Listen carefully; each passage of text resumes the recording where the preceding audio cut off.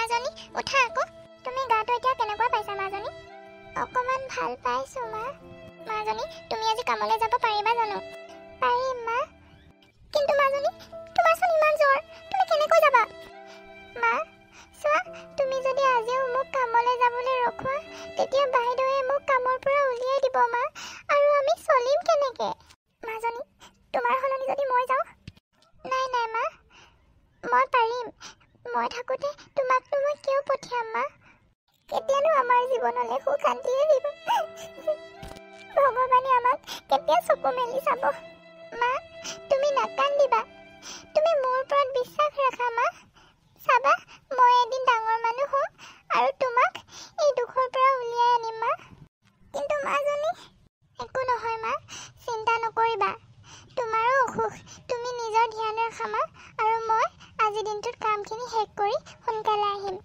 ঠিক আছে মাজনী তোমাৰ কাৰণে মই খাবলৈ কিবা এটা বনাই দিছোঁ তুমি সোনকালে উঠি মুখ হাত ধুই আহা হ'ব মা মা আজি খাবলৈ কি বনাইছানো মাজনী আজি দালি আৰু ভাতৰ বাহিৰে একোৱেই নাই আজি এয়াকে খাব লাগিব হ'ব মা যি আছে তাকেই দিয়া আজি বাইদেৱে পইচা কেইটকামান দিয়ে নেকি সুধি চাম ৰ'বা মা বহুত দিন হ'ল নহয় আমি ভাত এসাঁজ ভালকৈ খাবলৈ পোৱা নাই দেউতা থাকোঁতেই খোৱা দেউতা থাকোঁতে কিমান যে কি আনিছিল ন মা অঁ মাজনী কিন্তু এতিয়া আমি এনেকৈ চলিব লাগিব উপায় নাই অ' ভগৱানে চাগে আমাৰ কপালত দুবেলা দুসাঁজ ভাত খোৱাৰ লিখাই নাই মা তুমি চিন্তা নকৰিবা মা আজি মই সপোনত কি দেখিছোঁ জানা কি দেখিছা মাজনী মই সপোনত দেখিছোঁ মা যে মই এজনী ডাঙৰ IAS অফিচাৰ বনিছোঁ যিটো মোৰ বহুত সপোন মা এনেও সফল হ'বা মাজনী দেখিছা নহয় ভগৱানেও তোমাক সপোনত দেখুৱাই দিছে সদায় যদি কষ্ট কৰি যায় মানুহে কি কৰিব নোৱাৰে বাৰু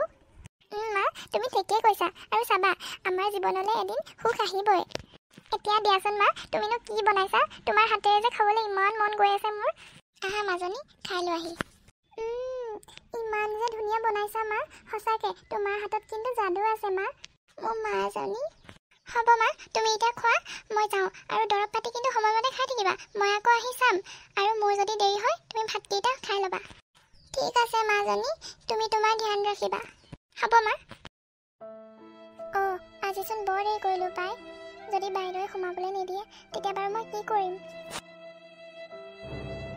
বাইদেউ মই আহিলোঁ অঁ মহাৰাণী বাইদেউ এতিয়াহে পাইছেহি বাইদেউ মোৰ অলপ দেৰি হৈ গ'ল মোৰ মাৰ অসুখ লগতে মোৰো অলপ গা বেয়া হৈ আছিল তহঁতৰ নিচিনা ভিক্ষুহঁতৰ এনেকুৱাই কাম লাগে বুলি ধনী ঘৰ বিচাৰি কাম ল'বি আৰু পিছত কামলৈ নহা হৈ যাওঁ আৰু মুখতে টকা লাগে বাইদেউ এনেকৈনো কিয় কয় আজি যি দেৰি হৈছে বাইদেউ আজিৰ পৰা আৰু দেৰি নহয় আজি যি কৰিলি যদি আকৌ মই তেনেকুৱা পাওঁ তেতিয়া তোৰ কামৰ পৰাই উলিয়াই দিম হ'ব বাইদেউ এতিয়া এইখিনিত থিয় হৈ থাকিব নালাগে যা এগালমান কাম পাকঘৰত পৰি আছে কৰগে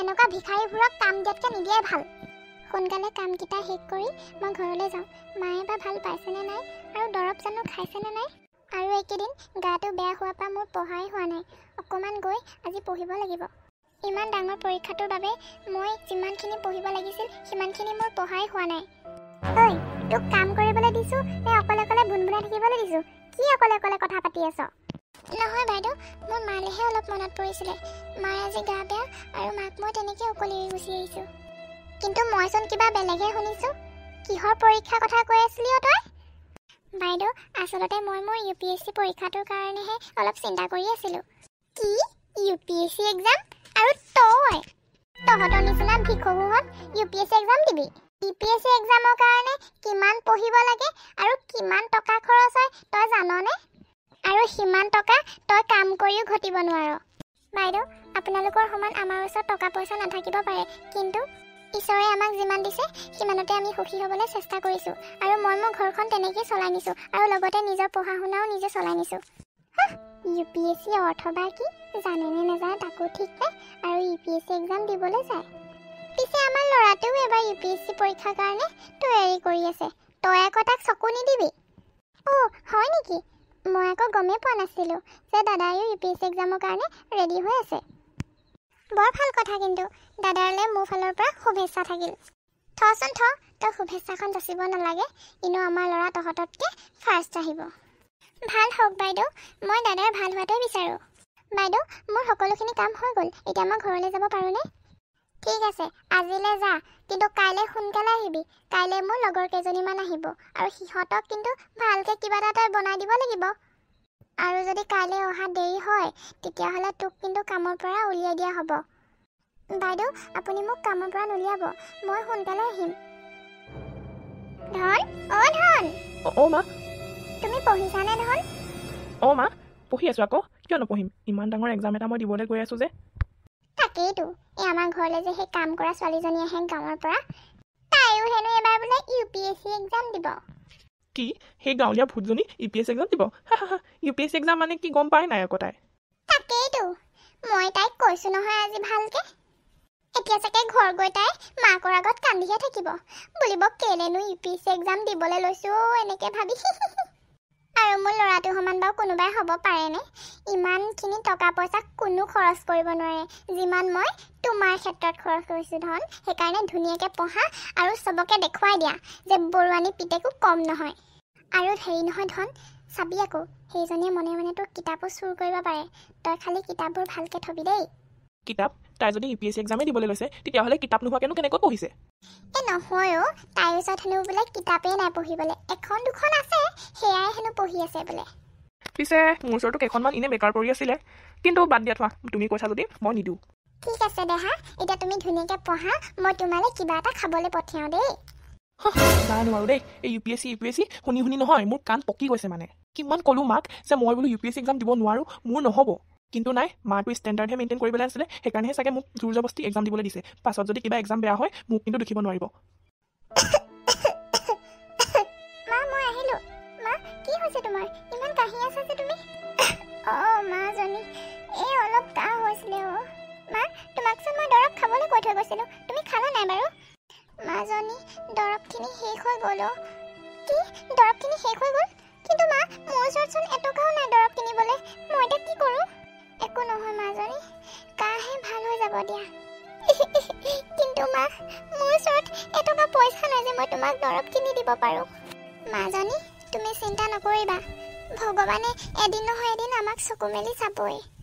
কিন্তু মা, ৰ'বা, মই বাইদেউৰ ওচৰতে পইচা কেইটকামান দিয়ে নেকি বিচাৰি চাম। মা, তুমি চিন্তা নকৰিবা, মই কাইলৈ গৈ পইচা কেইটকামান খুজি লৈ আহিম, আৰু লাগিলে মই সিহঁতৰ ঘৰত দুদিনমান কাম কৰি দিম। কেতিয়ানো আমাৰ ঘৰলৈ সুখ শান্তি আহিব? ভগৱানে জানো কিনো পৰীক্ষা লৈছে। মাজনী অ', শুই থাকা, কিমাননো পঢ়িবা, বহুত ৰাতি হ'ল, আৰু কাইলৈ সোনকালে উঠি কামলৈ যাব লাগিব নহয়। মা, আৰু অকণমান পঢ়ি মই শুবলৈ যাম, তুমি শুৱাগে যোৱা। ঠিক আছে মাজনী। মা, মই যাবলৈ ওলাইছোঁ, আৰু আজি বাইদেউৰ ওচৰত পইচা কেইটকামান খুজি চাম, আৰু আহোঁতে মই তোমালৈ দৰৱ লৈ আহিম। ঠিক আছে মাজনী, ভালকৈ যাবা। ঐ, তই অথনিৰ পৰা মোলৈ এনেকৈ কি চাই আছ? নিজৰ কাম কৰ আৰু মোৰ ৰুমৰ পৰা ওলাই দিয়ে। মোক তোমাৰ কিতাপ কেইখনমান লাগিছিল প্ৰদীপ, মোক দিব পাৰিবা নেকি? লাগিলে মই তোমালোকৰ ঘৰত কাম কেইটামান বেছিকৈ কৰি দিম। মা, মা, এইক চোৱাহিচোন কিমান যে কিতাপ বিচাৰি আছে। কি হ'ল ধন, তুমি এনেকৈ চিঞৰি আছা যে? মা চোৱা না, এইক বোলে কিতাপ লাগে, তুমিয়ে কোৱাচোন। কি হ'ল তোৰ? কি কিতাপ লাগে তোক? বাইদেউ, মোক কিতাপ কেইখনমান লাগিছিলে, আৰু মই যিটো পৰীক্ষা দিম বুলি ভাবিছোঁ সেই পৰীক্ষাটোৰ কাৰণে বহুত কিতাপ লাগে, কিন্তু সেইখিনি কিতাপ কিনিবলৈ মোৰ ইমান পইচা নাই বাইদেউ। মই হ'লে দিবলৈ নাই দেই মোৰ কিতাপ, দেখা নাই মোৰ কিমান পঢ়িবলৈ আছে, আৰু আধা কিতাপটো মই পঢ়িও হোৱা নাই, তোক কেলৈ দিম আকৌ মই? বাইদেউ, লাগিলে মই আপোনালোকৰ ঘৰত কাম কেইখনমান এনেই কৰি দিম, আৰু মোক আজি পইচা কেইটকামান বহুত দৰকাৰ হৈছিল বাইদেউ। মোৰ মা বহুত গা বেয়া, আৰু দৰৱ কিনিবলৈ মোৰ ওচৰত পইচা এটকাও নাই। ঠিক আছে, কিতাপ কেইখনমান পাবি আৰু পইচা কেইটকামানো দিম, কিন্তু তাৰ সলনি তই মোৰ ঘৰত কাম কেইখনমান বেছিকৈ কৰি যাব লাগিব, আৰু আজি মোৰ ঘৰলৈ আলহী আহিব, আৰু সিহঁতৰ কাৰণে কিবা খোৱা ব্যৱস্থা কৰিহে যাবলৈ পাবি। কিন্তু মা, ধন, তোৰ কিতাপ কেইখনমান এই দি দে, তোলৈ আৰু আনি দিম, আমাৰ পইচা পাতি কমি নাই নহয়। কিন্তু মা, মই ধন, দিবলৈ কৈছোঁ নহয় মই। লৈ যা। মা, তুমি কিতাপখিনি দিবলৈ মোক কেলৈ দিলা? নিয়ক দে, কিমান দেৰিনো পঢ়িবলৈ পাব, কাইলৈ কিতাপখিনি ঘূৰাই দিবই, আৰু আজি তাই ঘৰলৈ সোনকালে গ'লেহে পঢ়িবলৈ পাব। তাইক যিখিনি কাম মই দিম সেইখিনি কাম কৰোঁতে তাই গোটেই দিন যাবগৈ। ঠিক আছে মা, তুমি যদি কৈছা সেইকাৰণে দিছোঁ, এনেও সেইখিনি বেকাৰ পৰি আছিলে মোৰ ওচৰত। মিছাতে বেচেৰীজনীয়ে সপোন দেখি আছে, এনেও ফেইল কৰিব, ইমান ডাঙৰ পৰীক্ষাটো দিয়া কোনো সহজ কাম নেকি? বাইদেউ, চাহ খাওকচোন। এয়া খাইছোঁ আজি কাম কৰি কৰি মোৰ খুব ভাগৰ লাগিছে কিন্তু উপায় নাই কাইলৈ মোৰ ইণ্টাৰভিউ আছে আৰু মই আজি পঢ়িবগৈ লাগিব কিহৰ ইণ্টাৰভিউ দিয়গে কাইলৈ মোৰ UPSC এক্সামৰ ফাইনেলটো ইণ্টাৰভিউ আছে বাইদেউ মই তালৈকে যাম ভিখাৰী জাত তহঁতৰ নিচিনাবোৰ UPSC এক্সাম দি ফলাবগৈ নালাগে কাইলৈ সোনকালে কামলৈ আহিবি আৰু যদি কাইলৈ কামলৈ নাহ তেতিয়াহ'লে তোক কামৰ পৰা উলিয়াই দিয়া হ'ব আৰু এখন ঘৰলৈ কেতিয়াও কাম বিচাৰি নাহিবি কিন্তু বাইদেউ কাইলৈ মই আহিব নোৱাৰিম কাইলৈ মোৰ বহুত এটা জৰুৰী ইণ্টাৰভিউ আছে যোনটো মই যাবই লাগিব বাইদেউ ঠিক আছে চাম বাৰু কাৰ ৰিজাল্ট কেনেকুৱা হয় আৰু কাইলৈ যদি তোৰ ৰিজাল্ট বেয়া হয় কেনেবাকৈ যদি ফেইল কৰ যদি তই এখন ঘৰলৈ আকৌ কাম বিচাৰি আহ তেতিয়া কিন্তু তই কাম নাপাৱ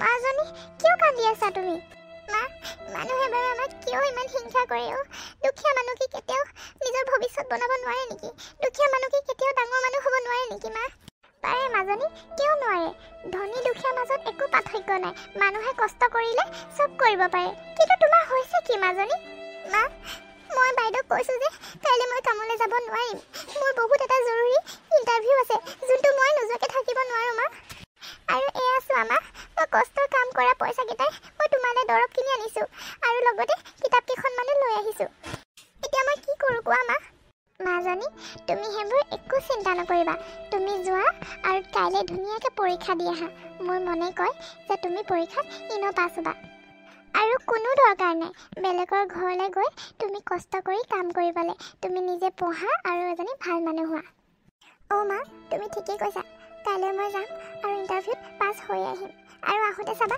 মই ঢেৰ মিঠাই লৈ আহিম তোমালৈ আৰু মই কেতিয়াও তোমাক এৰি বেলেগৰ ঘৰত গৈ কাম কৰিব নালাগে মা মই সদায় তোমাৰ কাষতে থাকিম মা মই যাবলৈ ওলালোঁ যোৱা মাজনী ভালকৈ দিবা মা তুমি চিন্তা নকৰিবা আজি চাবা মই সফল হ'মেই well done Jahnavi congratulations thank you sir বাইদেউ আমাৰ জাহ্নৱী আহিছে মা চা জাহ্নৱী বা ইমান ডাঙৰ গাড়ীত আহিছে তহঁতি ঠিকেই কৈছ পাই সৌজনী দেখোন আমাৰ জাহ্নৱী মা মই পাছ হৈ গ'লোঁ মা মই পাছ হৈ গ'লোঁ ইণ্টাৰভিউত পাছ হৈ মই এতিয়া IAS অফিচাৰ হ'লোঁ হওক দে আই মই বহুত সুখী ভগৱানে যে আমাক চকু মেলি চালে মা মোৰ যে কিমান সপোন আছিল মই এজনী ডাঙৰ IAS অফিচাৰ হ'ম আৰু মোৰ পিছত এনেকৈ এখন ডাঙৰ গাড়ী থাকিব এয়া সপোন পূৰ হ'ল মা মাজনী খবৰটো শুনি বহুত ভাল লাগিল মই যে বাতৰিটো পাই ৰৈ থাকিবই নোৱাৰিলোঁ কিন্তু মাজনী